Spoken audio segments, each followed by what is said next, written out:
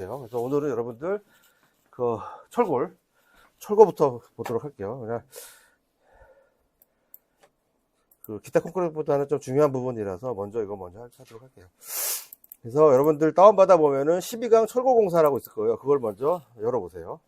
두 개가 올라와 있는데, 파일이 두 개가 올라와 있는데, 철골공사부터 여러분들 수업을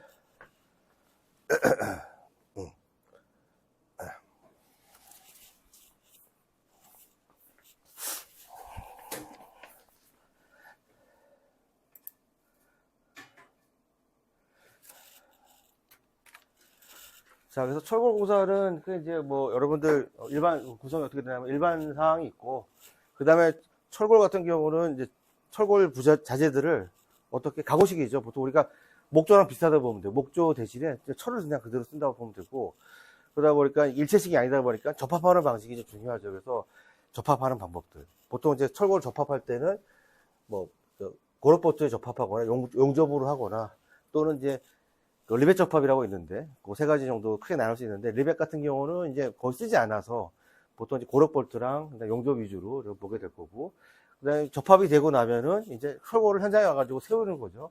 세우는 작업들 뭐 이런 것들, 그리고 그 철골을 갖다 세우는 기계들이 어떤 것들이 있는지 그렇게 구성이 되어 있다고 보면 될 것 같아요. 그래서 자, 보면 철골 공사 일반에 보면 재료 시험은 여러분들 보면 20톤마다 하나씩 재료 시험한다. 그리고 리벳 같은 경우는 리벳이라고 하는 거는 우리 뒤에 나오겠지만은 이렇게 열을 줘가지고 이제 부숴버리는 걸 리벳이라고 하는데, 그 2톤마다 한 번씩 시험한다. 그냥 1번 같은 경우는 그냥 보면 될 것 같고. 자, 강제의 종류 볼게요. 강제의 종류 보면, 우리 철이 있고 강이 있어요. 우리가 지금, 철골에서 쓰는 그 금속은 철이 아니고 강이에요, 강. 우리가 포항제철에서 우리 철 생산하잖아요. 자, 그거를 한 번 더 가공한 게 강이에요, 강.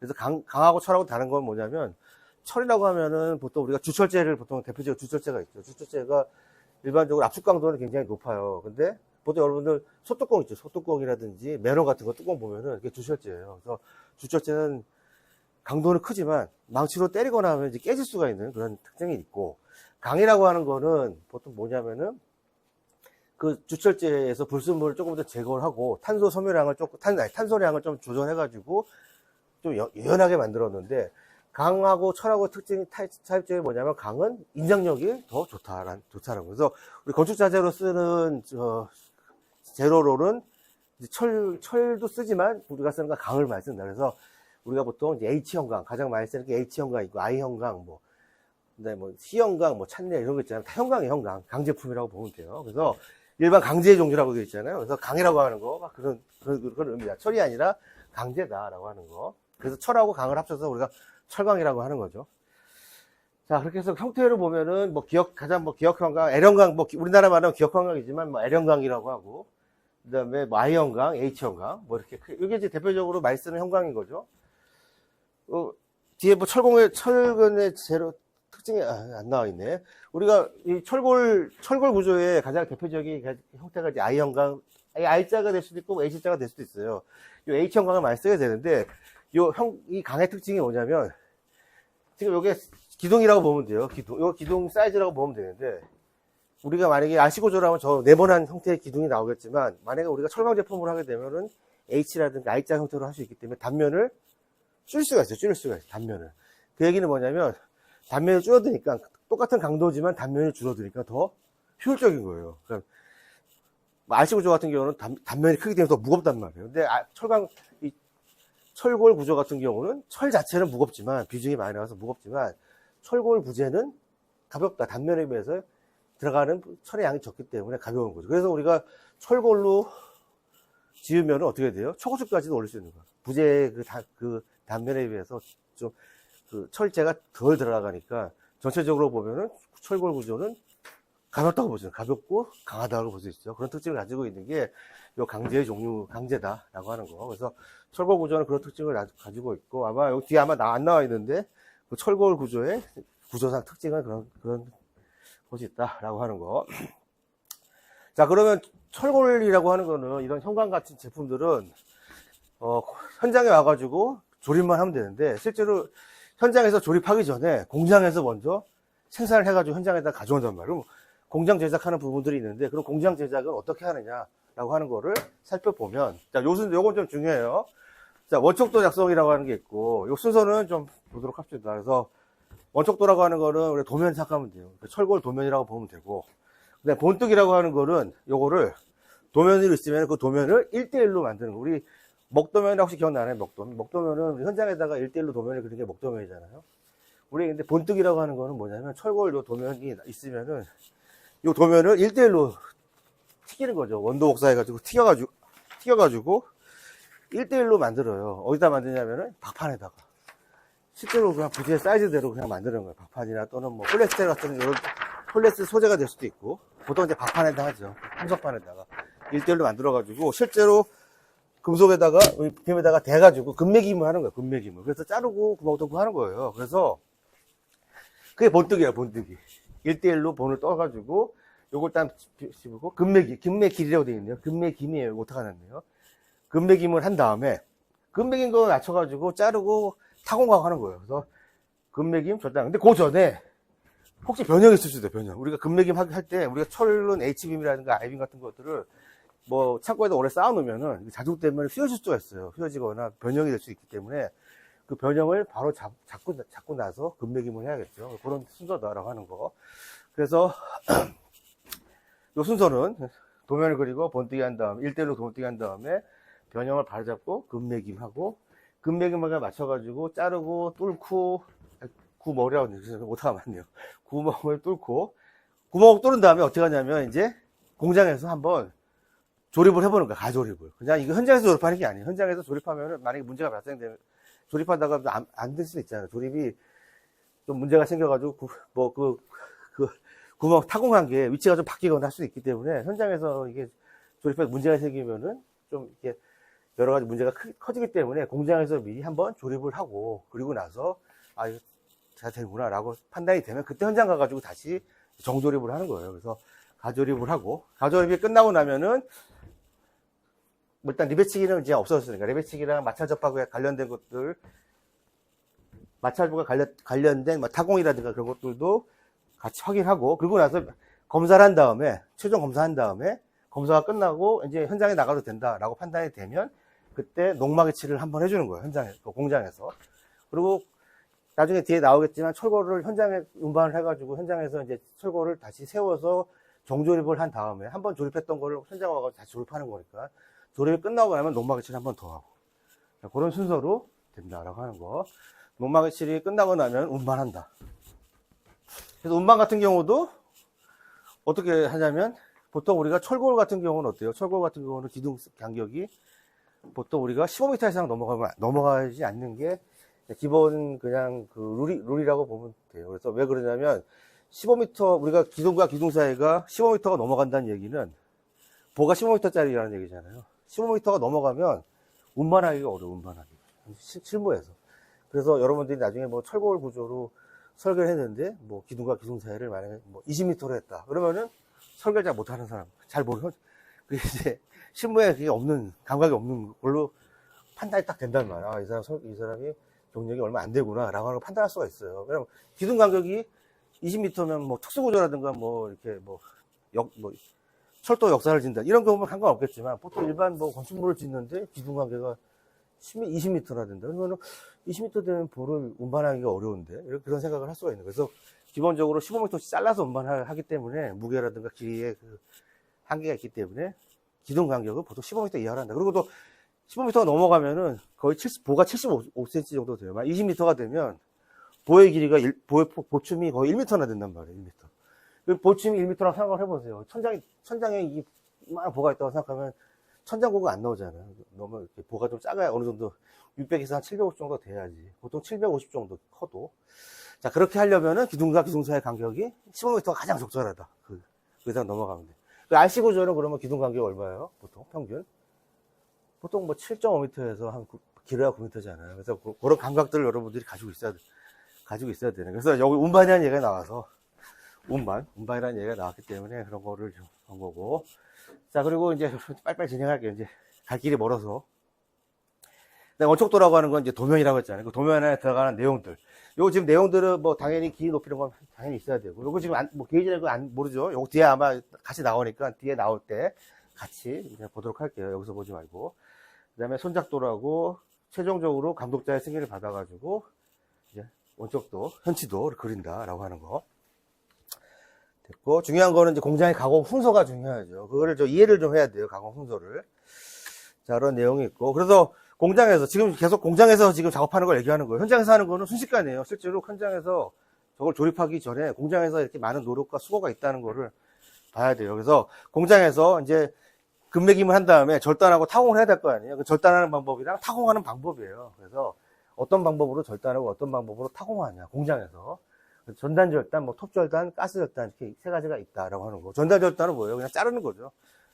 자르는 거. 13mm 이하는 그냥 잘라버리는 거예요. 과감한 기계로 그냥 싹둑 가위로 잘라버리는 거죠. 가위 같은 그런 기계로, 절삭기로.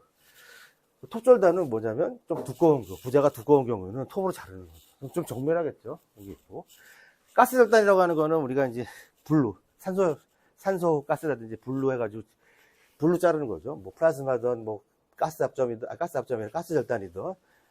좀 부재가 당연히 크거나 넓은 면적을 자를 때는 이제 가스 절단을 하고. 자, 그리고 구멍을 뚫는 거는 보통 우리가 드릴링이라고 해가지고 구멍 뚫는, 이것도 마찬가지로 펀칭이라고 해가지고 우리 한번 쿵 해가지고 펀칭기로 이제 뚫을 수도 있지만, 실제로 우리 건축에서는 펀칭을 많이 안 쓰죠. 왜냐하면 정밀하게 타공을 해야 되기 때문에. 그래서 보통 공장에서 타공을 할 때는 드릴링을 한다는 거. 드릴로 뚫는, 송곳뚫기, 드릴링을 한다는 거고. 보통 이제 13mm 이상이 초과되는 경우. 또 송곳뚫기를 하는 거는 보통 우리가 몇 장을 겹쳐서 같이 뚫어야 된단 말이에요. 그냥 한 장만 딱 뚫는 게 아니라, 우리가 타공할 때 보통 우리가 마찰 접합을 할 때는 그 타공의 위치가 같아야 되기 때문에, 3장, 4장을 동시에 같이 놓고 뚫어버리기 때문에, 그럴 때는 펀칭기는 할 수가 없죠. 이게 펀칭 같은 경우는 얇은 경우 하지만, 좀 두꺼운 경우는 두껍거나, 그 타공의 파이가 어떤 정렬이 돼야 될 때는 이제 송곳뚫기를 하는 거고. 구멍 가심이 있어요, 가심. 여러분들 목공에서도 여러분들 타공을 한 다음에, 목공에서도 타공하잖아요. 타공한 다음에 우리 구멍에다가 우리 사포질 하는 그런 기계가 있어요. 그 리머라는 기계가 있어요. 그 구멍을 타공한 거에서 이렇게 돌려가면서 이렇게 이제 사포질 하는 기계가 있는데, 그걸 리머라고 하는데 똑같아요. 금속도 마찬가지로 보통 펀칭을 해서 찍어버리면, 또는 뭐 드릴링 해도 마찬가지예요. 그 표면이 좀 매끄럽지가 않기 때문에 그걸 한번 이렇게 갈아주는 게 리머라고 하는 기계가 있다고 하는 거. 우리나라 말로 하면 구멍 가시밍이라고 하는 거. 이렇게 있다. 그래서 공장에서 이런 방법으로 타공하고 절단한다 라고 하는 게 있고, 또 아까 뭐랬죠? 어느 정도 검사가 다 끝나고 나면은 농막을 공장에서 농막을 칠을 한번 한다고 그랬잖아요.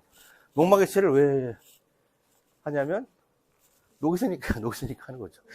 예?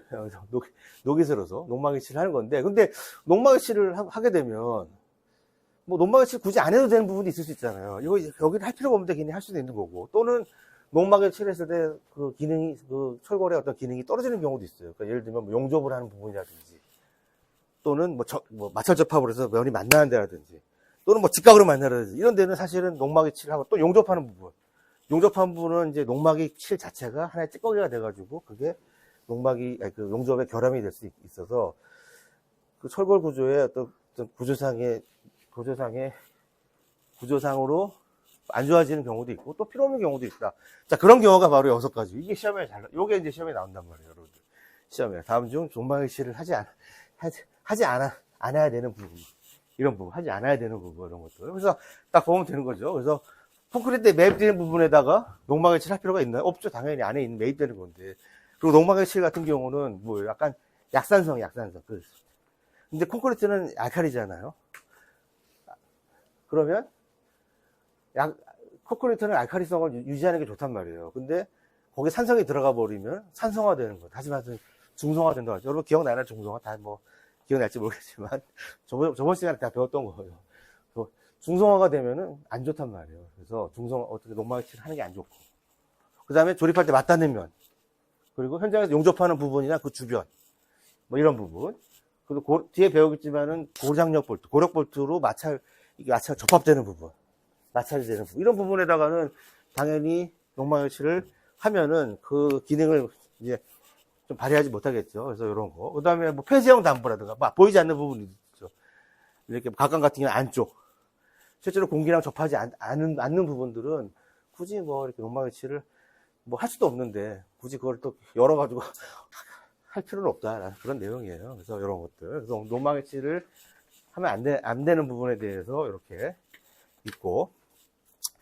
자, 리베치기가 있는데, 리베치기는 이제 여러분들 그냥 대략적으로만 보세요. 리베치기는 이제 안 해요. 이거는, 리벳이라고 하는 거는, 요 리벳이라고 하는 그런, 핀을 이렇게 열을 가해가지고 때려가지고 위아래로 때려서 만드는 거예요. 여러분들 요즘은 건축물에서 리베치기는 거의 안 한다. 열을 가해가지고 때려가지고 만드는 거거든요. 때리니까 소리가 많이 나잖아요. 그 소리가 많이 나니까 소음 때문에 못한단 말이에요. 그래서 리베치기는 거의 안 하는데, 어디서 하냐? 리베치기는 뭐 이제 요즘은 그 군수 장비 같은 경우도 리벳을 거의 안 쓰죠. 옛날에는 뭐 탱크 같은 거 만들 때는 뭐 리벳을 많이 썼는데, 요즘은 이제 비행기 같은 경우, 비행기는 리벳을 아직도 쓰긴 쓰는데 아주 정밀한 리벳을 써요. 비행기 만들 때. 어쨌든 자, 리벳치기는 뭐 열을 가해가지고 때리는 건데, 리벳치기는 몰라도 되고, 중요한 건 요거는 알아야 돼. 용어는 대신 요 용어는 꼭 리벳 말고 고럭볼트에서도 그대로 쓰는 내용이니까, 뭐 피치, 연단거리, 그립, 클리어런스, 게이지 라인, 게이지, 피치. 요 내용은 여러분들이 알아야 되는데, 용어 자체는. 자, 타공을 해가지고, 타공을 해서 이렇게 리벳을, 여기 리벳이더 뭐, 고럭볼트더, 이렇게 하는 게 아니라, 일렬로 가가지고 쭉 작업하는 게 편하잖아요. 우리가 타공을 해가지고, 뭐, 고럭볼트를 체결을 하던, 리벳을 치던, 순서대로, 일직선상대로 작업하는 게 편해요. 그걸 게이지 라인이라고 그래요. 게이지 라인. 여기 뚫고, 여기 리벳 치고, 이렇게 하는 게 작업장도 편하니까. 그래서 그 라인을 게이지 라인이라고 하는 거. 요거는 리벳 치기 뿐만 아니라 보통 우리 고럭볼트에서도 똑같이 적용하는 거고, 그 라인과 라인 사이를 게이지라고 그래요. 게이지. 게이지 라인과 라인의 거리를 게이지라고 하고, 그러면 리벳 치기던 그 구멍을 뚫고 간격을 피치라고, 피치. 그래서 피치, 게이지는 X축, Y축이라고 생각하면 돼요. 그래서 뭐 X축, Y축, 그리고 피치 간격, 게이지 간격. 라고 보면 되고. 그래서 아무튼 그렇다. 그립은 두께를 얘기하는 거고, 그립은 그 판의 두께를 얘기하는 거고, 클리어런스하고, 그 다음에 연단거리가 없네. 연단거리 위에 있네요. 여기 끝이죠. 자, 연단거리라고 하는 건 뭐냐면, 이것도 여기 지금 이제 뭐 타공이 돼 있으니까 이 끝부분, 이 타공된 부분이나 끝까지의 거리를 우리가 연단거리라고 하고, 반대로 직각되는 부분, 요 클리어런스, 수직판과의 거리를 요걸 클리어런스라고 하는 거예요. 용어상, 여러분들 용어가 중요하니까, 연단거리, 클리어런스. 요 클리어런스는 왜 우리가 알아야 되냐면, 너무 이렇게 직감에 붙어 있으면은 작업이 어렵단 말이에요. 장비가 들어가서 이렇게 볼트를 죄던, 뭐 리벳을 치던 작업이 어렵기 때문에, 그래서 클리어런스도 우리가 확인해 줘야 돼요. 그래서 이런 용어들이 있어요. 그래서 용어들을 여러분들 확인을 해주고, 그 다음에 이런 뭐 연단거리라든가 피치라든가 그립이라든가 이런 것들은 이제 뭐 구조상 그 간격을 밑에 보면 표가 있죠. 뭐 밑에 보면 표가 있는데 얼마만큼 띄워야 되냐 이런 게 있는데, 그 기준이 되는 게 그 볼트 또는 뭐 그 볼트 또는 그 리벳의 직경, D가 직경이고, 직경에 따라서 직경의 몇 배, 그리고 그 부재가 T라고 하는 거는 그 부재를 얘기하는 거예요. 그 부재의 몇 배에 따라, 그 몇 배에 맞춰서 해라 하는 거죠. 그래서 하나 보면 최소 피치는, 최소 간격은 지름의 1.5 이상 해라 하는 얘기예요. 그리고 T라 볼까요? T 같은 경우는, 압축자 같은 경우는 최대 피치는 15T 이상 해라. 15T 이하로 해라 라고 하는 거. 그래서 그 부재의 두께랑 그 리벳 또는 볼트의 지름에 따라서 그 거리랑 간격 같은 것들이 그 가격에 대한 기준이 있다라고 하는 거죠. 여러분 나중에 뭐 저런 거가 뭐 시험에 나오고 그런 건 아니더라도, 저런 기준이 있구나라고 해서 찾아볼 수 있을 정도, 그 정도만 되면 된다라고 하는 거. 리벳치기라는 게 있고, 이게 리벳치는 방법 하고 있는 거예요. 리벳치기. 그래서 뭐 요 불량품과 요거는 뭐 이렇게 한번 여러분들 읽어보세요. 요거는 어차피 리벳치기는 시험에도 안 나오고 지금 하지도 않고 그런 거니까 교과서에만 있는 책 내역에만 있는 거니까 옛날 책을 다 번역해서 하는 거라. 자, 그래서 요거는 과감하게 넘어가고 리벳치기 접합은. 자, 중요한 거는 이제 고럭볼트예요. 고럭볼트. 그냥 볼트가 있고 고럭볼트가 있어요. 그냥 볼트 같은 경우는 뒤에 나오지만 가조립할 때, 아까 공장에서 어떻게 한다고 했어요? 미리 이게 맞는지 안 맞는지 공장에서 가조립한다고 했잖아요. 그때는 그냥 일반 볼트를 쓰고, 그리고 현장에 와가지고는 이제 거의 모든 이제 철골 우리 그 구조재는 고력 볼트를 쓰는 거예요. 마찰 접합에 의한 고력 볼트를 쓴다라고 하는 거예요. 자, 고력 볼트의 원칙은 우리가 두 면이 있으면, 자, 여기다 고력 볼트를 여러 개를 체결해서 이 마찰력으로, 이 땡기는 힘으로 요 면과 요 면의 마찰력으로 부재를 지지하는 게 우리가 고력 볼트의 목적이에요. 그래서 고력 볼트는 볼트의 전단력이 아니라 그 부재의 마찰력에 의해서 지지되는, 그런 접합되는 방식이다라고 하는 거예요. 그래서 보면 접합 방식은 전단력이 아니에요. 전단력이 우리가 이렇게 보면 이게 볼트가 이렇게 체결되어 있잖아요. 이렇게 끊어지는 힘이 아니라 요 눌러지는 힘에, 요 눌러지는 마찰력에 의해서 두 부재가 접합이 되는 거. 이게 고력 볼트의 기본 방식이다라고 하는 거.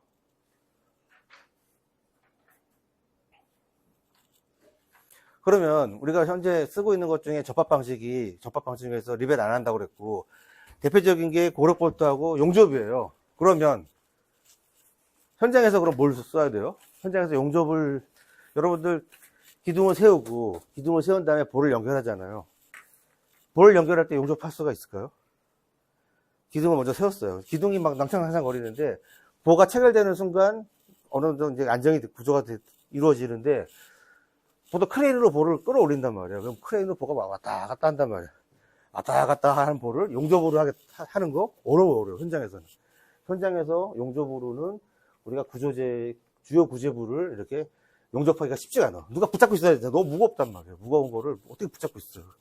그래서 현장에서 용접을 안 한다. 거의. 현장에서 주요 구제부는 용접을 안 한다. 그럼 뭐 하냐? 고력 볼트 쓰는 거예요. 고력 볼트. 그래서 거의 건축공사에서 쓰는 주요 구제부의 연결 방식은 90% 이상이 고력 볼트에 한 방법이다. 그래서 고력 볼트가 그래서 중요한 거예요. 그래서 요 그림으로 보면 좀 이해가 되는데, 이렇게 하는 거예요. 이걸 그림으로 보면 재밌지. 이게 바로 마찰력. 요 그림으로 보면 좀 편하죠. 글씨 보면 좀 이렇게 지금. 요건 일반 볼트. 이게 고력 볼트예요. 고력 볼트. 그래서 여러분들 철골 세우기 할 때 철골을 이렇게 공장에서 이렇게 가지고 온단 말이야. 공장에서 미리 이만큼을 용접을 해가지고 와요. 이렇게. 그럼 여기다가 볼을 연결하는 거예요. 볼을 이미 이렇게 조금만 튀어나오게 용접을 해놓고, 여기서 현장에서는 용접을 할 수가 없기 때문에 약간 튀어나오게끔 용접을 해온 다음에 튀어나온 부분에다가 이제 크레인으로 볼을 올려가지고 고력 볼트 체결하는 거예요. 체결할 때 보통 어떻게 하냐면 이렇게 체결해요. 말로 하는 것보다 그림을 보는 게 편하니까 D를 넣어봤어요. 자, 이렇게 체결해요. 이렇게. 이게 이제 고력 볼트. 요 기둥에다가 요 볼을 조금 용접해온 거에다가 여기를 연결해서 갖다 붙이는 건데, 여기 보면은 덮판을 붙이는 거, 덮판을. 여기 지금 플랜지라고, 여기 외부라고 그래요. 외부 플랜지. 여기가 외부, 여기가 플랜지라고, 양쪽 H형광. 그러면 요 플랜지, 요 외부랑 외부에 여기 뒷판에도 덮판이 되겠죠. 마찬가지, 여기도 마찬가지예요. 플랜지 쪽에도 아래판, 윗판을 덧대가지고 플랜지 외부에다가 다 양쪽 다 판을 대가지고 볼트를 여러 개를 체결을 한 거죠. 마찰력을 높이기 위해서. 그래서 지금 볼트가 몇 개 들어가 있어요? 거의 뭐 한 20개 정도 들어가 있잖아요. 그죠? 한 플레이트 안에다가 거의 20개의 볼트를 체결해가지고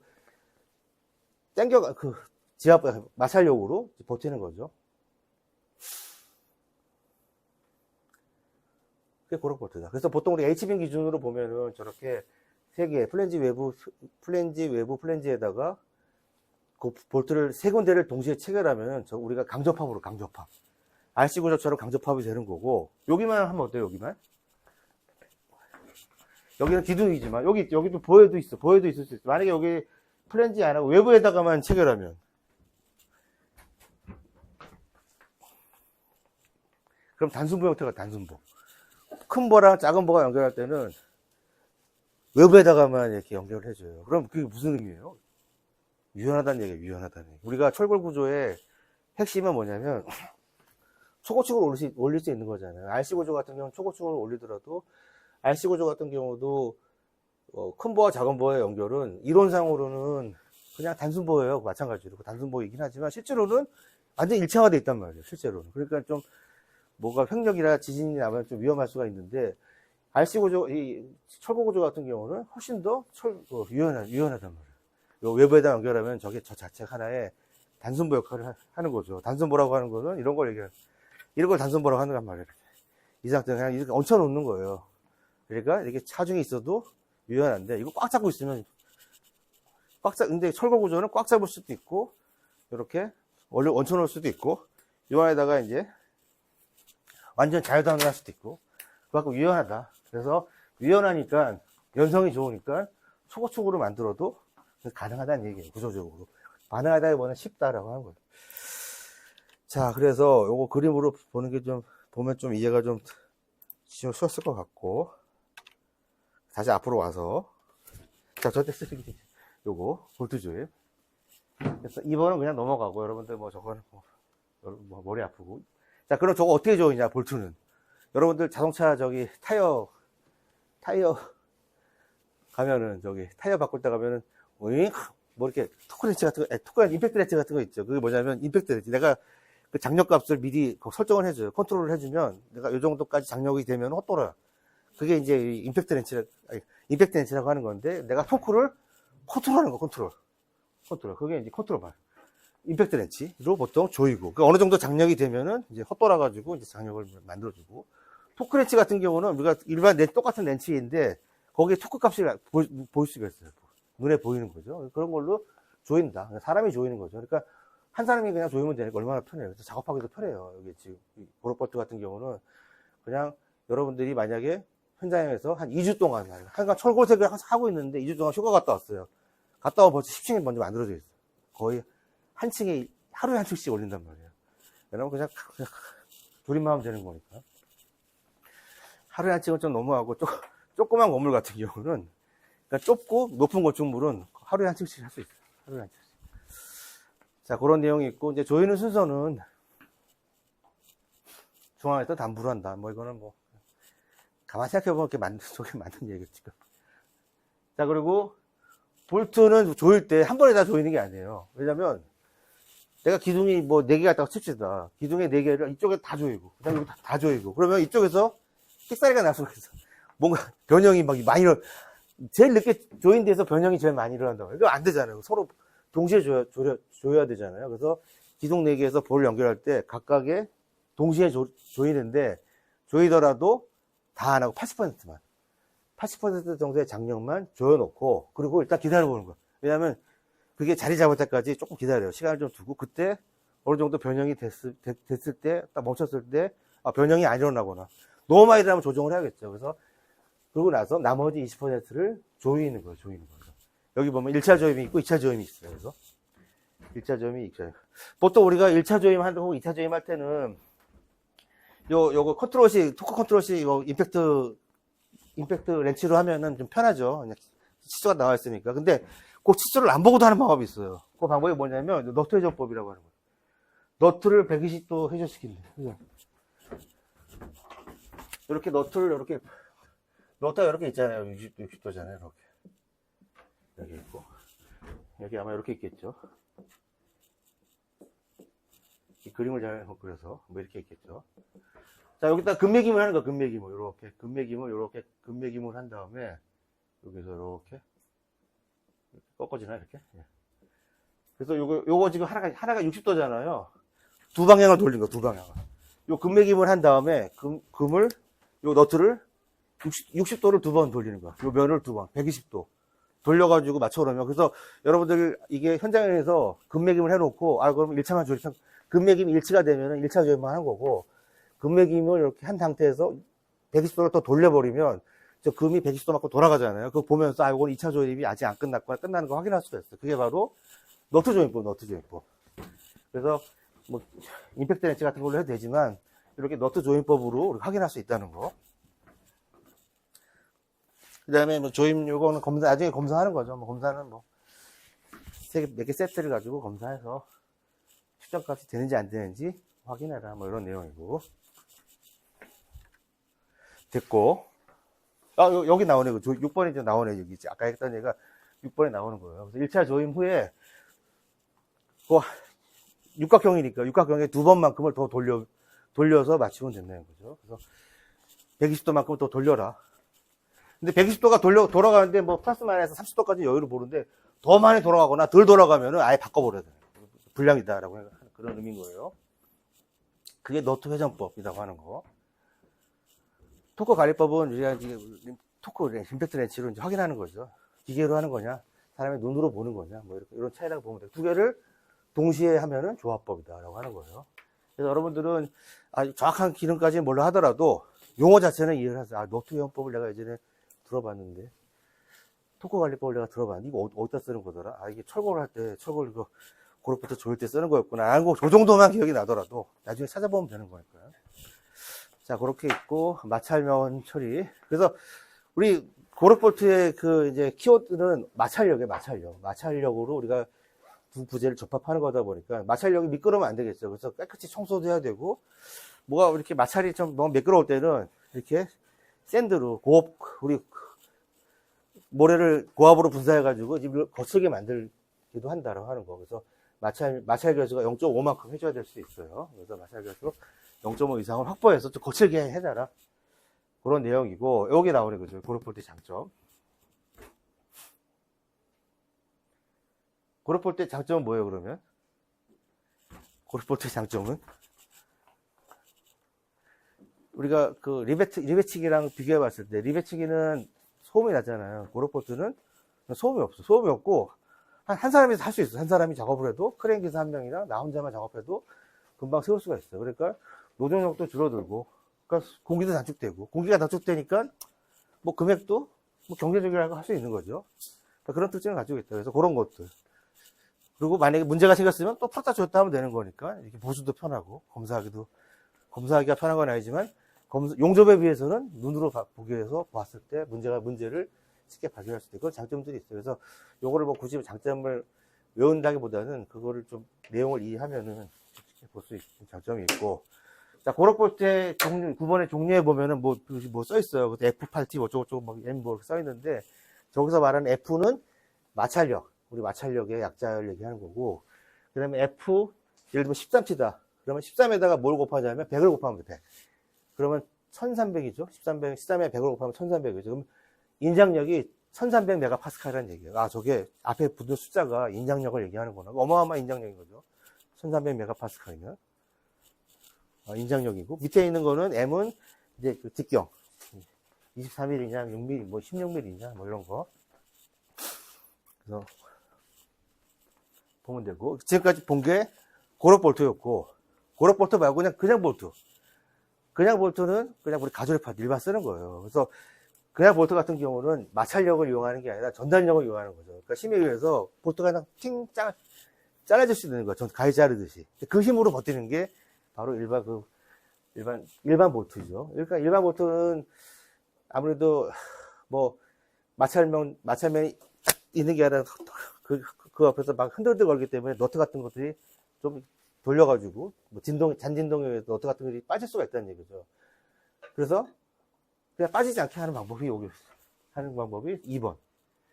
너트를 2개 쓰거나 너트를 아예 용접을 해버려요. 용접을 하거나 아니면 와셔 같은 걸 넣죠. 와셔라고 하는 거는 우리 조그만 링 같은 걸 얘기하는 거예요. 너트에다가 와셔를 먼저 끼우고 너트를 조이는 거예요. 여러분들 저기 화장실에 가면은 배가 날 때 안에다가 와셔 같은 거 같이 끼운단 말이에요. 물 새지 말라고 하는 거죠. 그거 똑같은 거예요. 그리고 아예 콘크리트에 매입을 하는 경우도 있고, 이렇게 이제 하면은 이렇게 할 수 있는 부분에다가는 그래도 뭐 일반 볼트라도 적절하게 쓸 수 있고, 기본적으로는 많이 쓰는 거는 우리 가조립할 때 그냥 쓴다라고 생각해요. 한번 왜냐면 풀어놓고 또 해체하고 편하니까 가조립할 때 쓴다라고 하는 거. 그래서 일반 볼트에 대한 내용들은 이렇게 보면 될 것 같고.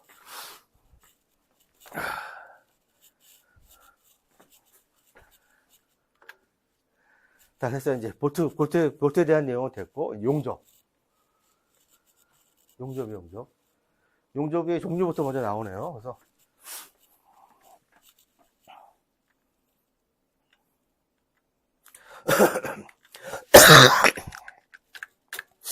자, 용접의 장점은 똑같아요. 그 고로볼트의 장점은 다 가지고 있어요. 다 가지고 있는 건 아니고, 일단은 기본적으로 소음이 적고, 뭐 이런 거고, 용접의 가장 큰 장점은 완전히 일체화된다는 거예요. 이 부재랑 이 부재가 완전히 하나가 되는 거예요. 물리적으로. 완전히 하나 되는 일체화성이 있다라고 하는 거. 그게 가장 큰 일체성. 장점이라 보면 장점인데, 이제 사실 뭐 장점이라 볼 수도 없어요. 아까 유연하게 좋긴 한데, 어쨌든 그 특징을 가지고 있고, 그 다음에 볼트라든가 타공하든가 이런 것들을 빼니까, 뺄 수 있으니까 강제를 절약할 수가 있고, 그 뭐 진동이 없는 거는 당연한 거고, 근데 단점이 하나 있어요, 단점이. 여러분, 용접공이 폐가 제일 세요. 여기. 특히 용접공 같은 경우는 높은, 위험한 작업에서 하면 훨씬 더 폐. 그래서 또 자기 자재를 가지고 오면은 거의 곱하기 2를 해줘야 돼요. 그러면은 일당이 막 50만, 60만원 막 이러단 말이야. 목수보다 훨씬 목수보다 더 쳐주는 게 용접공. 용접공은 거의 이제 아티스트로 보면 되고, 장인으로 보면 되고, 여러분들 뭐 미대 출신들은 다 용접 합주한단 말이에요. 조각 같은 거 해야 되니까. 아무튼 그런 내용들. 그래서 어렵다는 얘기예요. 어렵고 기능공이 해야 되고, 그런 단점이 있고, 또 뭐 아무튼 그런 거 보면 되고. 그리고 용접에는 용접의 종류에는 어떤 것들이 있나 봅시다. 그래서 가스압 들어봤나요? 들어봤잖아요. 우리 철근 콘크리트 할 때 가열해가지고 눌러가지고 하는 게 가스 압점이고. 여러분들 용어에 대한 것만 봅시다. 우리가 가장 많이 하는 게 아크 용접이에요. 아크 용접이랑 공장에서 하는 서브머지드 아크 용접이 있어요. 이제 아크 용접이 뭐냐라고 하면은 뭐예요? 아크 용접은 뭐냐? 아크 용접은 하나 빠졌네. 피복제랑.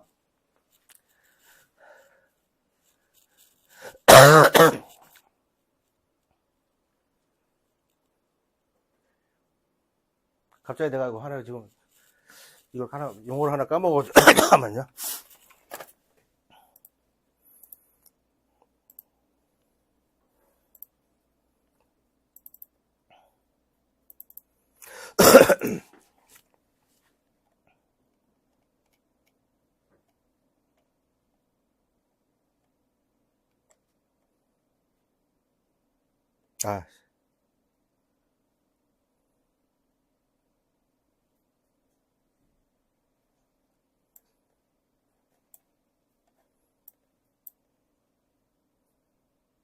아, 그 심선. 미안.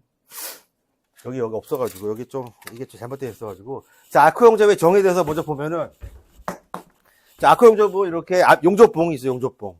하는 방법에 대해서 설명할게요. 용접봉에도 전류가 흐르고 있고, 내가 용접을 해야 돼. 모재에도 전류가 흐르고 있어요. 전류가 흐르면서 아크가 발생한단 말이에요. 이게 내가 용접봉이라고 치고, 용접봉이랑 내가 모재를 이렇게 가까이 되니까 아크가 발생돼. 전류에 의해서. 그리고 거기 아크가 엄청난 열을 발생이 되잖아요. 그래서 그 용접봉이 녹는 거예요. 그리고 모재도 녹아, 같이. 모재도 녹고 용접봉도 녹아. 그러면 그게 서로 융착이 돼가지고 이제 같이 녹아서 되는 게 아크 용접인데, 기본 원리는. 용접봉이 뭘로 구성되어 있냐면은, 여기 심선이라는 내용이 빠져가지고, 여기 심선하고 플럭스로 두 가지로 되어 있어요. 심선이라는 건 뭐냐면, 녹는 금속을 얘기하는 거예요, 심선. 용접봉을 얘기하는 거예요. 용접봉에는 안에 심선이 있고, 그러니까 녹아버리는 금속이 있고, 또 피복이 있어요, 피복. 그 피복을 플럭스라고 해요, 플럭스.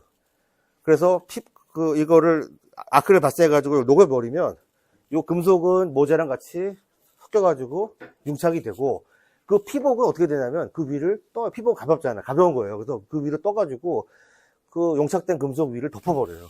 덮어버리면 어떻게 되냐면, 공기랑 우리 용접된 부분이랑 공기를 차단해요. 그러니까 산화를 방지하는 거야, 산화가 되면은 막 파랗게 변하고, 막 시꺼멓게 변한단 말이에요. 근데 우리 피복을 덮어줌으로써 산화를 방지해주고, 또 피복이 덮여있어. 이불을 덮고 있는 거냐. 이불을 덮고 있다 보니까 이제 천천히 식겠죠. 너무 빨리 식어버리면 균열이 발생한다. 뭐 크랙이라든지 이렇게 발생이 되는데, 그런 크랙이 발생해요. 그래서 플럭스라는 걸 갖다가 같이 해주는 거예요. 그 플럭스랑 심선을 합친 게 용접봉이다라고 하는 거예요. 그래서 여러분들이 나에게 이제 난 돈 벌어야겠다 해가지고 용접 기사를 해야겠다. 하면은 이제 그거 가지고 이제 아크용접 하는 거죠. 근데 여기서 또 하나 중요한 게 뭐냐면, 그럼 플럭스라고 하는 거는 쉽게 하면 이불을 덮는 거라서, 그럼 이불을 계속 덮어놓고 하면 되지 않겠냐. 녹여가지고 하는 게 아니라, 그게 바로 이제 서브머지드 아크용접이에요. 서브머지드 아크용접이라고 하는 거는 플럭스 밑에서 용접을 하는 거예요. 그냥 플럭스 미리 쌓아놓고 피복을 해놓은 상태에서 하는 거. 공장에서 할 수 있는, 현장에서는 할 수가 없어요. 그래서 공장에서 할 수 있는 게 서브머지드, 주로 공장에서 한다라고 하는 거. 플럭스 안에서 용접을 하는 거죠. 플럭스 안에서. 그래서 여기서 중요한 의미는 이제 플럭스의 용도가 뭐냐라고 하는 게, 이제 여러분들 만약에 실기시험 보면은 플럭스의 용도에 대해서 쓰시오, 뭐 이런 내용이 나올 수 있어요. 어렵게 하면은. 그래서 대표적인 게 아크 용접이 있고, 서브 용접도 있고, 이 두 개를 가장, 건축공사에서 가장 많이 쓰는 거고, 나머지 용접은 공장에서 하는 건데, 뭐, 일렉트로, 슬래그 용접을 갖다 부어버리는 거. 스터드 용접 같은 경우. 일렉트로 요거 슬래그 용접 같은 경우 그냥 샘으로 부어버리는 거죠. 요거는 뭐, 공장에서 하거나, 뭐, 다른 뭐, 무슨 뭐, 건축이 아닌 그런 금속을 쓰는 뭐, 현장 같은 거 있죠. 뭐, 조선이든 뭐, 이런 데서 그냥 쓸 수 있는 그런 내용들이고. 그 다음에 스터드 용접은, 뭐지, 스터드 용접? 스터드 용접은, 저기 여러분들, 데크플레이트라고 들어봤나요? 데크플레이트? 언제 들어봤어요? 데크플레이트 들어봤어요. 뒤에 아마 나오려나 모르겠네. 데크플레이트가 있어요. 이렇게 데크 모양으로 되어 있는 건데, 우리 철골공사에서 이렇게 데크 모양으로 되어 있는 거를 갖다 얹혀놓고, 그거에다가, 그 자체 고프집이에요. 그거에다가 콘크리트를 살짝 부어버리면 판이 돼. 그럼 슬라브가 돼요. 근데 그 데크플레이트가 이제 여기 이쪽에서 이쪽 보랑 쪽 연결되어 있는 거죠. 흔들흔들 걸 수 있단 말이야. 그 흔들흔들 거리는 거를 못 흔들게, 스타트 볼트라는 거를 중간 작업에다 심어놓고.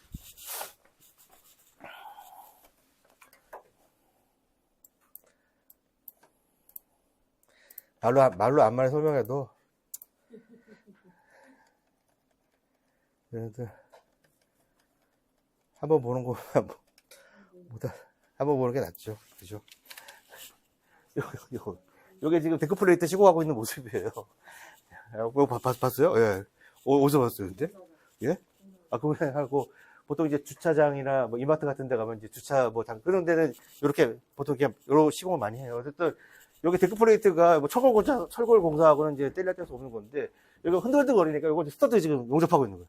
요거 스터드 용접하는 기기가 있어요. 요것도 아까 뭐 전류란 건데, 요 밑에 이게 작은 보가 지나가고 있어요. 작은 보가. 그 작은 보에다가 이렇게 눌러가지고 용접시키는 거예요.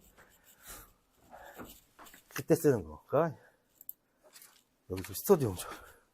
철거하니 시적 커넥터 용접할 때 쓴다는 거. 이렇게, 요때 용접을 할 때 하거든요. 여기 용접 방식이 조금 특이해서 그래요. 이렇게 보면, 전류를 통해가지고 이렇게 구멍을 뚫어가지고 하는데 용접이 된단 말이야. 지가 알아서.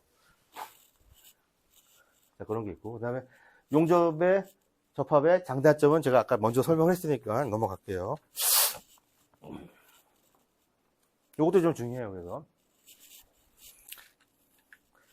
요것도 중요하네요. 그래서 특히 용접은 맞댄 용접이랑 필렛 용접이라고. 맞댄 용접은 그냥 수평으로 용접한다고 생각하면 돼요. 이렇게 얘네랑 얘가 같이 수평으로 하는 거고, 필렛은 우리가 HB 같은 거 할 때 이렇게, 그러니까 맞댄 용접은 뭐냐면 요걸 개선각이래. 개선각. 여기 보면 홈을 파가지고 그 안에다가 채워넣는 거예요. 용접금속을 여기 채워넣는 거죠. 이게 이제 맞댄 용접의 정인 거고, 얘는 개선각이 없는 거죠. 그냥 직각으로다가 그냥 떡칠하는 거예요. 떡칠을 해놓은 게 필렛 용접이에요. 필렛 용접. 바로 H빔 같은 거, H빔을 우리가 공장에서 용접할 때 쓰는 방법이 요 필렛 용접을 하는 거예요. 그래서 크게 용접 방식이 여러 가지가 몇 개가 있는데, 가장 많이 쓰는 유형이 맞댄 용접이랑 필렛 용접 두 개 대표적인 게 나고 하는 거. 그래서 이거 보면 되고, 밑에 있는 요거는 뭐 그냥 일반 사항이니까 보면 되고, 여기서 중요한 건 용어예요. 용어가 중요하단 말이에요. 그래서 요만큼 있죠. 여기 지금 V자로 만든 건 여기다가 용착금속을 넣기 위해서 만든 건데, 요 각도가 있어요. 요 각도가 60도일 수도 있고 90도일 수도 있고 모르겠어요. 일단 하기 나름인 거예요. 여기 뭐예요? 여기는 지금 여기를 붙여놓으면 안 좋아요. 좀 때려쳐놔요. 이거 루트라고 그래요. 루트. 루트 간격은 보통 2mm, 3mm 보통 하는데, 루트가 있고. 그리고 요 V자 모양 있죠. V자 모양까지 홈 깊이라고 그래요. 전체를 우리가 목두께로 가고, 목두께는 우리가 유효 면적을 얘기하는 거고, 응력을 받는 유효 면적을 얘기하는 거고, 시공상에 이만큼만 들어간다는 얘기. 이게 홈 깊이라고. 제가 얘기하는 거는 다 중요하기 때문에 얘기하는 거예요. 요게 맞대는 용접이고, 요거 지금 필렛 용접 같은 경우도, 요건 다리 길이라고 그래요. 여기 지금 용접을 떡칠했을 때, 유효기 먼저, 요거를 살두께, 이렇게 보강살이라고 하는데, 보강살, 요 높이를 다리 길이야, 다리 길이. S. 보통 대문자 S라고 하고, 이 다리 길이 같은 경우는 측정하기 쉽잖아요, 그죠? 요거 자로 재면 되니까 얼마나 쉬워요. 근데 실제로 응력을 받는 건 요만큼 튀어나온 부분이에요. 목두께 말고, 요 직선으로. 요 부분을 우리가 목두께라고, 목두께. 응력을 기준으로 했을 때는 목두께로 본다는 얘기예요. 근데 목두께 같은 경우는 요 다리 길이는 재기가 쉽죠. 목두께 재기가 어려워요. 이거 어떻게 자로 잴 수도 없고. 그래서 저거는 그냥 다리 길이의 0.7 정도 본다라고 하는 거. 그래서 목두께를 우리가 알려고 하는 거는 이제 구조상인 거고, 그리고 우리가 다리 길이는 시공상으로 이제 보는 거죠. 다리 길이도 중요하다고 하는 거예요. 그래서 지금 얘기한 게 왜 중요하냐면, 이것 때문에 그런 거예요, 이것 때문에. 이것 때문에 그런 거예요. 그래서 여러분들은 이제 현장에 가면은 우리 원촉도든 뭐든 보면은 우리가 이렇게 표현이 됐어요. 이렇게 표현이 됐단 말이에요. 이거 보고 우리가 설명을 할 줄 알아요, 여러분들은. 이거 어떤 용접인지를 어떤 용접을 설명을. 제가 아까 얘기했던 거 다 들어가 있는 거예요. 그래서 요거는, 자, V자로 우리가 개선 둔다고 했잖아요. 개선. 근데 이렇게 양쪽으로 개선을 둘 수도 있어요. 개선가. 그러면 이 화살표가 화살표가 맞닿는 아래쪽에다가는 반대쪽. 가까운 쪽. 그리고 위에 있는 건 반대쪽이에요. 그러니까 예를 들면, 자, 보세요. 여러분들 이걸 해석을 해볼게요. 요게 지금 홈 깊이. 16mm 홈 깊이를 내가 이거 맞닿는 부분, 처음 요 부분의 홈 깊이가 16mm라는 뜻이에요. 16mm. 요 홈 깊이잖아요.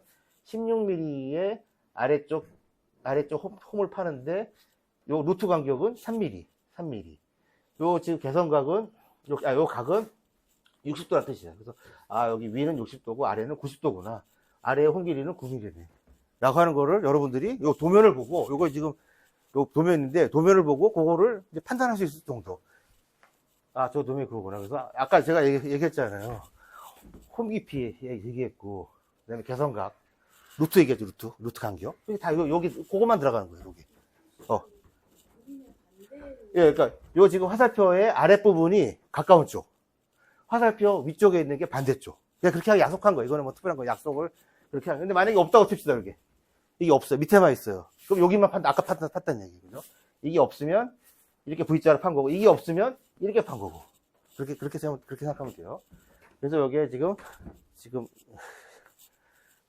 맞댄 용접에, 그래서 여러분들 나중에 이제 실기시험 볼 때 저 표를 보고 저거를 설명하시라고 돼요. 요 내용을 보고 설명하라고 하는 게 나와요. 어떤 식으로 이게 용접하는 걸까? 여러분, 사실 여러분 용접하시는 용접공분들은 요거 도면을 보고, 요거를 보고 용접을 하는 거예요. 이거는 볼 수가 없는 거죠. 이거는 그냥 머릿속에 있는 거고, 요거를 보고 용접하는. 근데 그게 요런 내용들이 구성되어 있다라고 하는 게, 이제 맞댄 용접이고, 요거는 이제, 보세요. 요것도 마찬가지로, 요거는 아까 뭐였죠? 모살 용접 있잖아요. 직각으로 하는 거. 요게 조금 더 나아요. 그래서, 재미나기보다는, 보면 여기 13mm가 돼, 13mm. 요거 아까 다리 길이라고 했잖아요. 다리 길이. 제가 이거 다리 길이 어디라고 했어요? 여기, 다리, 13mm구나. 라고, 요 글자는 이제 보지 말고, 일단. 요게 지금 모살 용접을 얘기하는 거예요. 여기 모살 용접을 얘기하는 거예요. 모살 용접을 양쪽에, 아래쪽 있죠. 가까운 쪽. 자, 보세요. 가까운 쪽 모살 용접, 반대쪽 요상 용접을 병행해라. 병렬로. 똑같이 하는 얘기야. 그러니까 보통 이쪽에다 하면 좀 이상하잖아요. 그죠? 양쪽에다 하는 게 맞잖아요. 그러니까 양쪽에 할 때 이렇게 표현하는 거예요. 그리고 요 글씨를 일단 보지 말고, 그러면 뭐냐면 전체를 다 하라는 얘기. 이 글씨가 없다고 한다면 13mm 다리 길이로 전체를 다 해라. HB 같은 거 얘기하는 거예요. HB고 중간에 끊어지지 않잖아요. 한 번에 쭉 가니까 그냥 모살 용접. 다른 용접이 그냥 용접이고, 중간에 많이 끊어졌어요. 이렇게. 요거를 이제 뭐라고 해야 되면은 단속 용접이래요. 중간에 끊었다 그래가지고. 보통 단속 용접 같은 경우는 4cm 이상 하게 됐어요. 왜냐면 너무 점용접으로 하면 응력이 전달이 안 돼요. 그래서 최소 4cm 이상, 이거 보고 5cm 동안, 5cm를 한 거예요. 그래서 요게 만약에 이렇게 돼 있는데 5cm의 단속을 150 간격, 배속을 150 피치로. 요게 5cm짜리를 150 간격으로 설치하라는 뜻이에요. 근데 그거를 양쪽으로 하는 얘기예요. 양쪽으로 다. 그 의미인 거예요, 그래서. 이제 요게 여러분들 그거란 말이에요. 요게 이제 여러분들 실기시험에 나온단 말이죠. 여기 실기시험 문제예요. 요거를 보고 설명하시오. 설명하시오. 왜냐면 이제 용접 공부든 저 도면을 보고 저렇게 용접 한다는 거예요. 그러니까 여러분들도 알고 있으면은 나중에 뭐 감리를 하든 감리할 때도 여러분들 저 정도는 알고 있으면 좀 꼭 용접공이 아니라 하더라도 알고 있으면 좋겠죠. 자, 그렇게 했고, 잠깐만. 휴지 좀 잠깐만. 휴지 어디 갔지?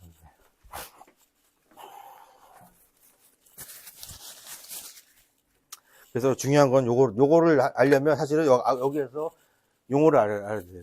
홈 깊이, 다리 길이, 목 두께, 그 다음에 루트의 의미, 이런 것들을 알아야 사실 저 뒤에 게 이제 이해가 되는 거예요.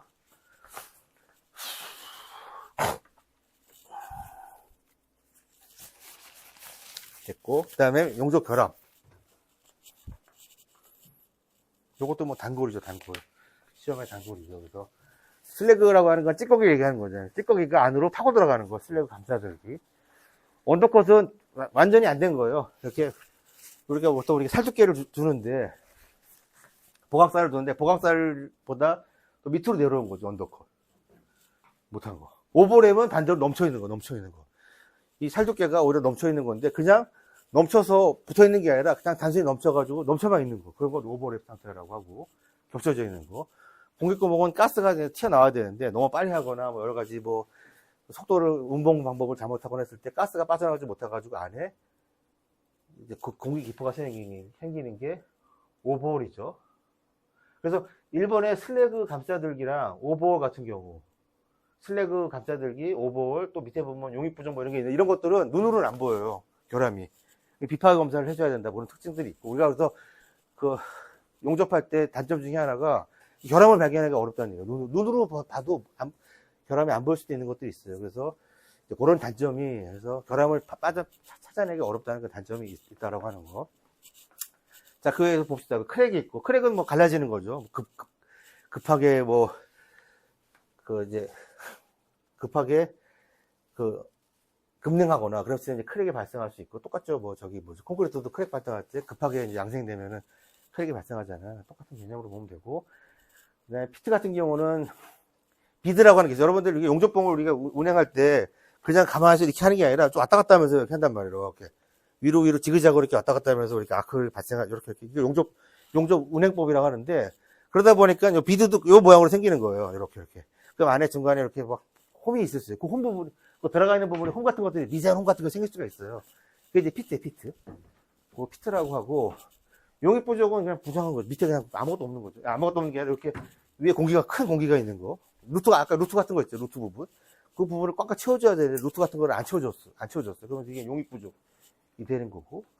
크레이터 같은 경우는 여러분들 용접봉을 이렇게 막 하고 나서 그냥 딱 빼버리면, 용접봉하고 구멍이 생겨버리지. 그게 크레이터라고 하는 거. 달표면에 이렇게 운석 자국 있죠. 그런 거 크레이터라고 하고, 은정 같은 경우는 은색으로 생기는 거. 은정이다. 그래서 용접결함의 종류가 어떤 것들이 있는지를 알고, 가능하면은 왜 생기는지 정도까지 알면 더 좋을 것 같고.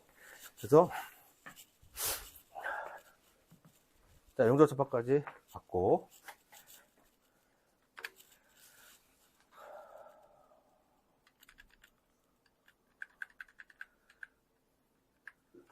자, 용접시 주의사항. 요건 이제 주요 시방서와 관련된 내용이에요. 그래서 읽어보면 여러분들이 이렇게 알 수 있는 그런 내용이기도 한데, 당연히 용접하기 전에 불순물을 제거해야겠죠. 그 불순물이 찌꺼기가 돼가지고 용접 결함을 발생하기 때문에 불순물을 제거하고, 비 오는 날 하면 안 되고, 외부에서 바람 많이 불거나 비 오는 날 당연히 안 되겠죠. 전류로 아크로 하는데 물이 있으면은 안 되겠고, 그 다음에 추워도 안 되고, 실내에서라도 추워서 할 때는 미리 예열을 해라. 그런 내용이고, 그 다음에 치수에 어느 정도 여유를 두라는 얘기고, 저쩌고 예열하고, 중탄소광으로 할 때는 좀 예의를 해라. 준탄성광의 다층 용업할 때 미리 예의를 해라. 탄소 같은 경우는 딱딱하기 때문에 더 훨씬 강도가 있기 때문에 보통 우리 강을 하는데 탄소가 많이 들어있으면 좀 딱딱해져 주철에 가까워져요. 그래서 예의를 하라 뭐 그런 내용이고, 그리고 너무 기온이 낮을 때는 하지 마라 뭐 그런 내용이에요. 자, 이런 거는 용접 적합할 때 주로 우리가 이제 시방서와 관련된 용접할 때 이렇게 하지 마세요라고 하는 그 시방서의 내용들이 있어요. 그 내용은 그대로 적어 놓은 내용이에요.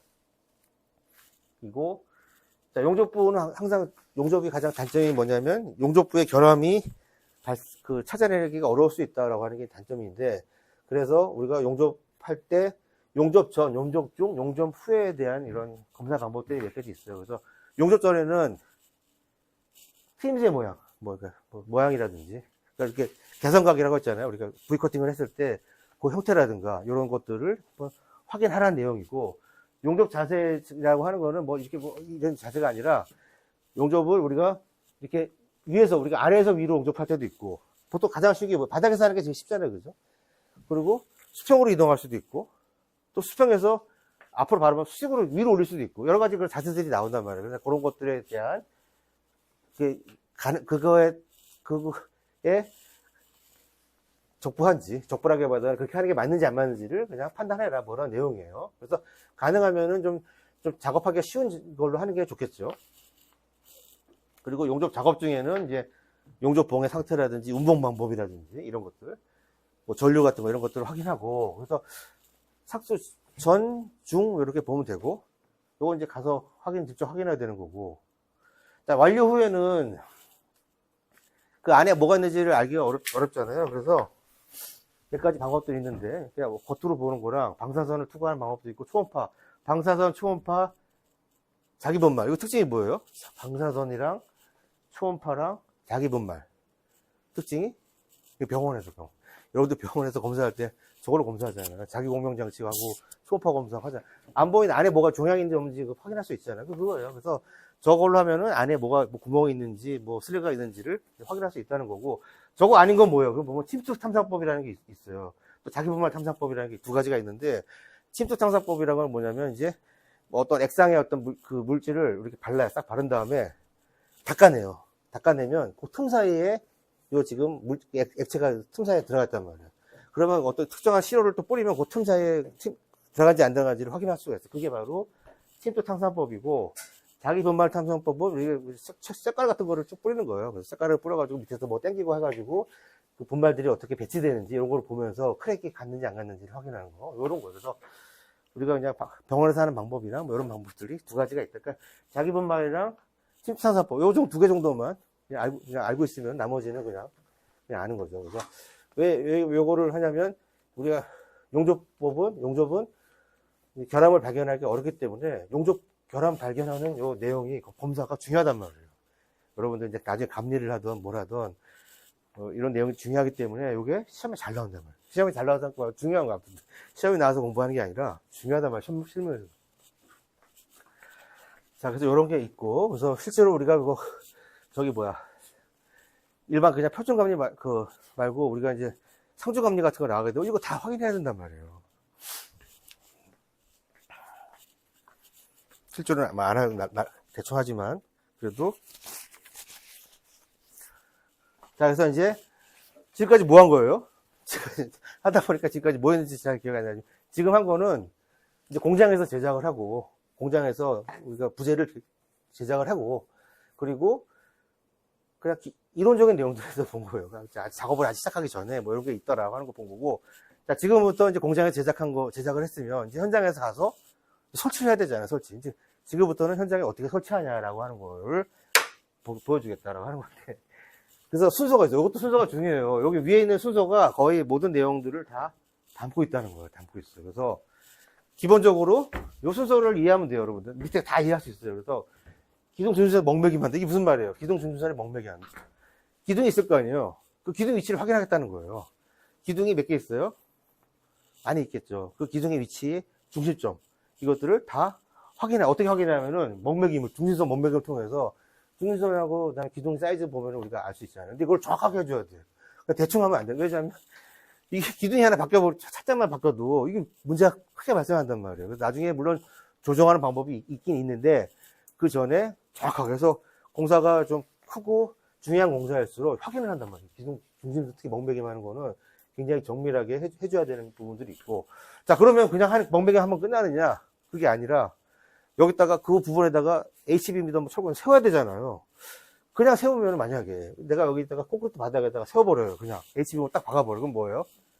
HB 자국이 생기겠죠. 안 된다는 얘기예요. 그래서 어떻게 하냐면 베이스 플레이트를 해가지고 이런 판때기 판이 있어, 판. 그 판에다가 HBM을 올려놓는단 말이에요, 보통. 그림을 어떻게 되냐면, 이거 말로 하면 또 이제 헷갈리니까. 말로 백날 설명하면 이제, 이렇게 하는 거예요. 요게 지금 베이스 플레이트가 하나 보이죠? 저 베이스 플레이트를 설치한 다음에, 그 위에다가 기둥을 이제 설치하는 거예요. 그러면, 중요한 거는 기둥 설치하는 거예요? 베이스 플레이트 설치하는 거예요? 그래서 기둥이, 궁극적으로는 기둥이지만, 작업할 때는 일단 베이스 플레이트를 베이스 플레이트를 잘 설치해야 돼요? 높이를 맞춰야 돼요, 높이를. 기둥의 높이가, 우리 일반 RC 구조 바닥에서는 이게 거푸집도 막 뜯어냈더니 막 높이가 다르고 막 지글지글거리고 막 이렇단 말이에요. 그래서 그거 가지고 그 높이를 내가 믿을 수가 없어요. 그러면 나는 높이를 따로 따가지고 내가 쓰겠다. 레이저로 딱 떼어가지고 높이를 일률적으로 맞추겠다. 그러면은 베이스 플레이트 높이를 맞추는 거예요. 그러면은 그래서 여러분들 이해를 해줘야 돼요. 그래서 이거 작업을. 그래서 자 베이스 플레이트를 여기 말이 좀 이상하게 되어 있는데 자 베이스 플레이트를 설치를 할 건데 자 베이스 플레이트를 설치하려면 볼트가 있어야 되는 거예요. 볼트. 아까 봤던 것처럼 여기 이거를 설치하려면 요거 설치하려면 요 볼트 있죠. 볼트를 미리 매립을 해야 된다네요. 매립을 해야 돼요. 그래서 자 요거를 매립할 때 어떻게 하냐면 기둥을 때린 다음에 볼트 위치를 워낙 중요한 거니까 볼트 위치를 그거에 맞춰가지고 점검해가지고 미리 심어놓는다는 얘기예요. 미리 심어놓은 다음에 미리 심어놓은 거에다가 베이스 플레이트를 높이를 맞춘 거 아니에요. 맞췄으니까 그 높이에다가 기둥을 세우는 거예요. 그 다음에 어떻게 돼요? 기둥을 세운 다음에 기둥을 세웠어요. 여기 베이스 플레이트에다 기둥을 세웠어요. 그럼 여기 뭐예요? 떠 있잖아요, 이만큼. 이 떠 있는 거 그냥 놔둬요? 아니, 여기다가 이제 여러분들 기억나요? 무수축 몰탈이라고 배운 거 기억나요? 무수축. 몰탈은 원래 양생이 되면 부피가 줄어들어요. 만약에 저기다가 그냥 몰탈을 쳐 넣었으면은 줄어들잖아요. 그럼 또 기둥이 내려가는 거예요. 그러니까 무수축 몰탈은 뭐예요? 그냥 팽창하는 거예요, 반대로. 팽창 몰탈이에요. 그래서 팽창하니까 저기다 몰탈을 채워 놓으면은 수축이 안 돼요. 그럼 높이를 내가 생각했던 그 높이가 유지가 된단 말이에요. 그래서 시공 방법이에요. 지금 여기 무수축 몰탈을 채워 놓은 거예요, 지금. 지금 거푸집 따가지고 채워놓는 거죠. 이렇게 시공하는 방법에서 우리가 주각 부분을 이렇게 설치한 다음에 기둥을 세우는 게 첫 번째. 어쩌고저쩌고 여기 기둥색까지 있는. 기둥 세우기 있어요. 이거 기둥만 세운 거네, 그죠? 이거 지금 뭐 하나 봤더니 나는 기둥만 지금 세워놓은 거예요. 기둥이 세워놓으면 뭐예요, 그 다음에? 기둥이 세웠으면 기둥이 왔다 갔다 한단 말이에요. 기둥과 기둥끼리 연결하는 거죠. 그거 뭐예요? 컴보죠, 컴보.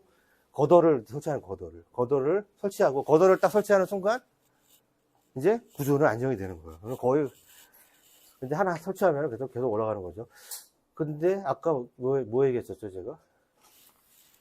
하나 있어, 갑자기 까먹었네, 지금. 갑자기 지금, 나가면서 까먹었어, 지금. 뭐 얘기하려고 했더라? 맞아, 그 얘기하려고 했단 말이죠. 기둥을 세운 다음에 큰 볼을 연결할 때 아까 했처럼 용접을 한다고 생각해 보세요. 어렵다는 얘기예요. 왔다 갔다 하잖아요. 왔다 갔다 하는 건 용접하기 어려워요. 아니면 뭐 심센 사람이 이렇게 붙이고 있으면 좋은데 실제 어렵기 때문에 그래서 아까 고럭볼트 접합이 그래서 한다는 얘기예요. 그래서 실제로는 고럭볼트로 다 공사가 진행이 된다라고 하는 거고. 자, 그래서 이렇게 다 설명이 된 거고. 그래서 주각 같은 경우도 아까 얘기했던 거 지금 얘기한 거 다 노출 주각 얘기한 거고, 노출 주각 보강할 수도 있고 아예 땅에 매립할 수도 있다는 그런 얘기이고, 아까 앵커 볼트를 미리 심어 놓으라고 했잖아요. 앵커 볼트를 미리 심어 놓는 방법이 미리 심어 놓는 거 고정으로 요게 이제 가장 기본이에요. 근데 아까 했던 것처럼 뭐 열심히 한다고 했는데 위치가 좀 안 맞을 수도 있어요. 아주 정밀하게 해야 되는데. 자, 그거를 방지하기 위해서 나중에 매파는 방법도 있다는 거예요. 나중에 그냥 구멍만 뚫어놓고 앵커볼트를 나중에 설치해가지고 위치를 정확하게 맞춰서 설치하는 방법도 있고, 그 중간도 있다고 하는 거. 가동 매입, 나중 매입, 가동 매입, 뭐 이렇게 나눠진다고 하는 거. 그래서 앵커볼트를 매입하는 공법도 몇 가지가 있다라고 하는 거. 또 리모델링 할 때 쓰는 방법도 달라요. 없던 기둥에다가 천장에다가 보통 중축을 위해서 기둥 자리 하나 남겨놔요. 이렇게 기둥 밑바닥만 펜스탑 남겨놓으면 그 위에다가 앵커볼트 받고 또 세운단 말이에요. 조축할 때. 그때 또 앵커볼트를 또 박는 방법도 뭐 조축하는 방법도 있어요. 근데 그거는 뭐 나중에 설명하고. 자, 이거 다 얘기했죠. 그래서 아까 처음에 다 얘기한 거예요. 그래서 얘기 안 한 거는 뭐냐면, 이제 그 무수증 모탈 같은 경우는 두께가 너무 커도 안 되잖아요. 막 이래도 안 돼. 집어넣는 양은 30에서 50mm 정도가 가장 적절하다라고 하는 거고. 그 다음에 아까 요거 지금 모르타르 발음하는 방법, 상부의 모르타르 아까 채워넣는 방법은 뭐 전면 발음, 나중 채워넣기, 십자 발음 이렇게 한다는 얘기죠.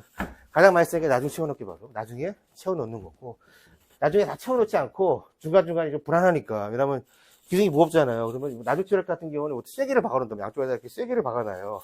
그래서 이게 기둥이 주저앉지 않게 하는 방법.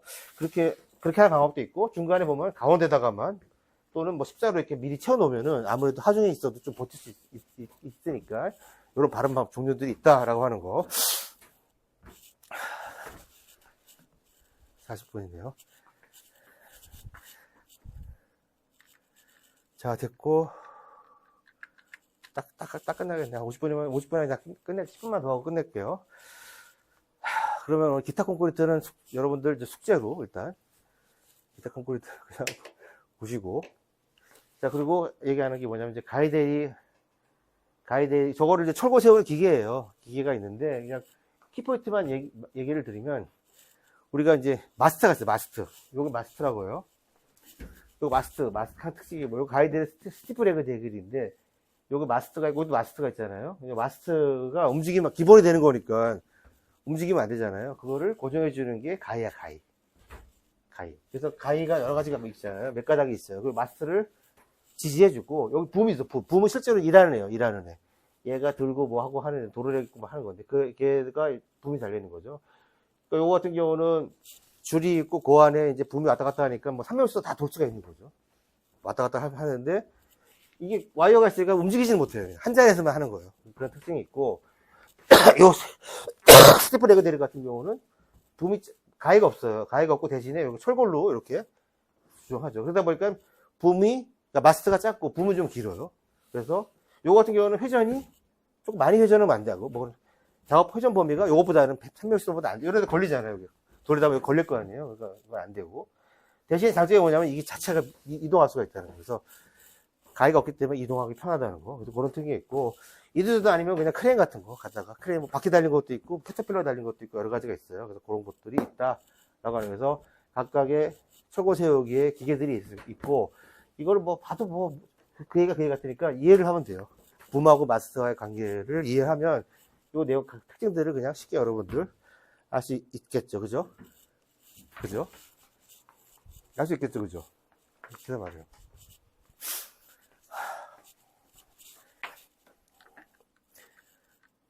그래서 뒤에 나온 것 중에 이제 맨 뒤에 있는 거는 뭐 별거 없고, 진짜 별거 없네요. 요거 거의 여기가 끝이네. 다시 오면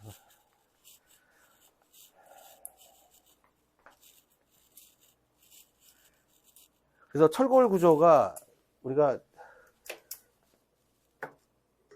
단점 중에 하나가, 단점을 제가 앞에 그게 없었어요. 철골 구조의 장단점의 내용이 없었는데, 철골 구조는 뭐 높이, 연성이 있고 뭐 여러 가지 장단점이 있었는데, 단점 중에 하나가 뭐냐면, 철골 구조는 내화 구조도 아니다.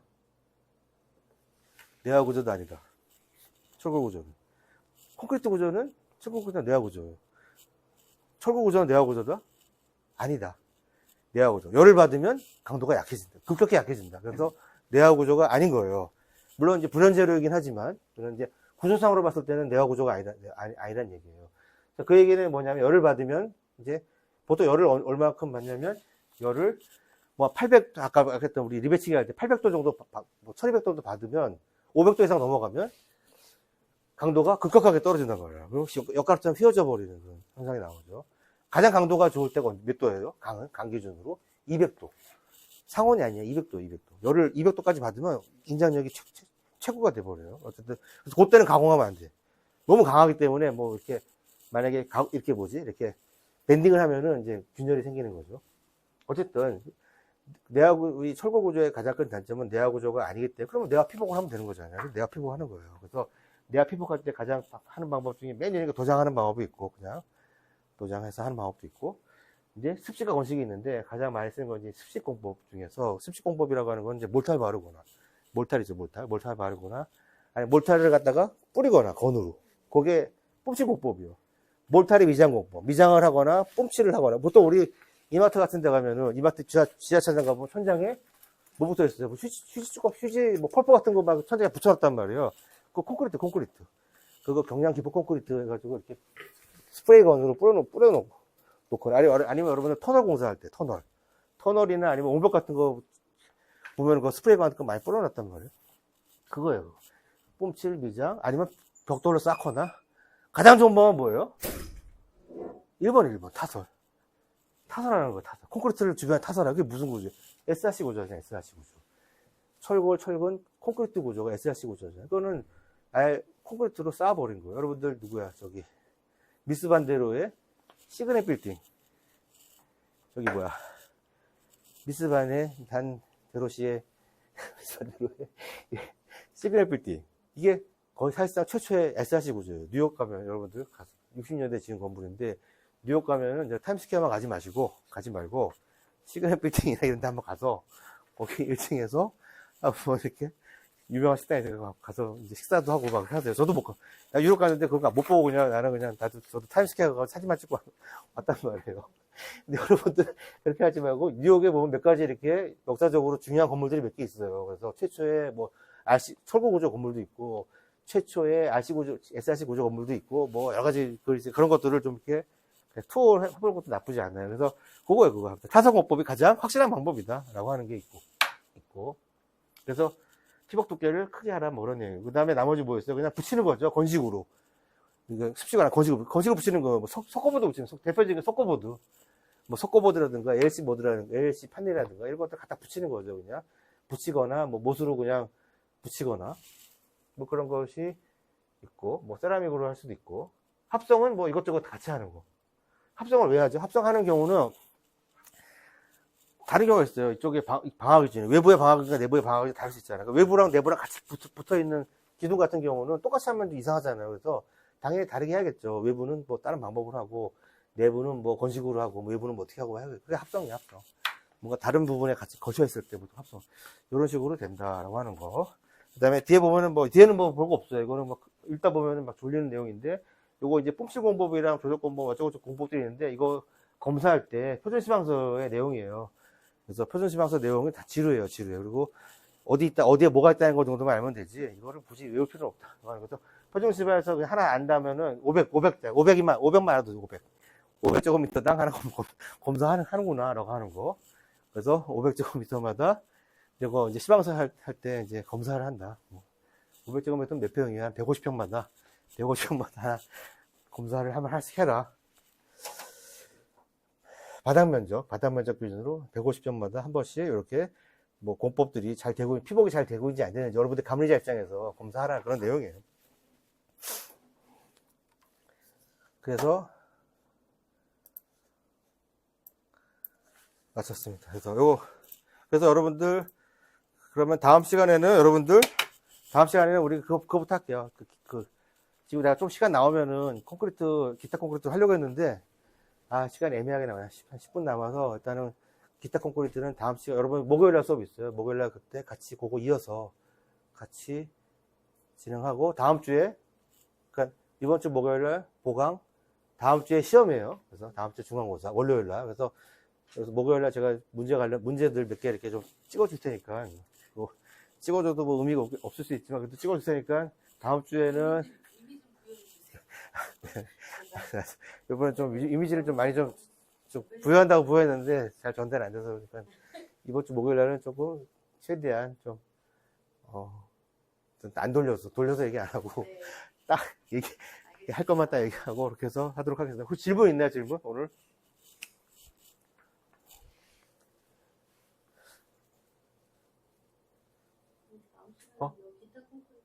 그 부분부터 진행하도록. 그거부터, 예. 그거부터 진행. 시험은 내일 수업한 것까지요? 아니면 시험은 제가 이미 문제를 냈어요. 시험 문제를 냈어요. 근데 그 기타 콩쿠르에서 한 문제가 나와요. 아마, 예. 거기서 몇 개 나오는데, 거기서 제가 알기로는 레미콘 아니면 프리텐션 콩쿠르 지금 막 얘기를 막 하는 거. 그거 나오는 거 같거든요. 내가 기억이 안 나는데. 그래서 어쩔 수 없이 내가 뛰어넘고 싶어도 그거 또 얘기를 해줘야 돼서. 그리고 그렇게 해서. 그리고 그 다음에도 시험이 나오는 게 있고. 그 조적 구조랑 목 구조 뭐 그래서 좀 시험 문제가 몇 개 나오기 때문에 그거 위주로 좀 수업을 하고 그 다음 주는 학교 행사가 있어가지고 그게 무슨 행사예요? 저희 전시 과제물 그게 몇 시부터 몇 시까지예요? 하루 종일 하시는 것 같아요. 그래서 그날 수업을 네. 교수님도 시험 없이 제가 듣기로는 오전에는 좀 이렇게 오후에는 어떻게 할지 모르고 오후에도 행사를 하세요? 계속 과제전을 하고 있어요. 아 그래요? 왔다 갔다 하고 막 해야 되는 거 앞에 서 있어야 되는 거예요? 일단 이거 좀